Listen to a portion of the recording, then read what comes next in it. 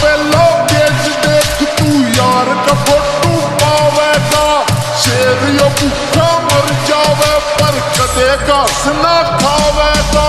ਸ਼ੇਰ ਯੋ ਭੁੱਖਾ ਮਰ ਜਾਵੇ ਪਰ ਕਦੇ ਘਾਸ ਨਾ ਖਾਵੇਗਾ ਮੁਕੇ ਸਜਾਦੀ काम करे जो काम नहीं वो आसी का तेरे यार ने खोला सेंटर ट्यूशन दे बदमाशी का तेरे यार ने खोला सेंटर ट्यूशन दे बदमाशी का मेरे यार मैं खोलिया सेंटर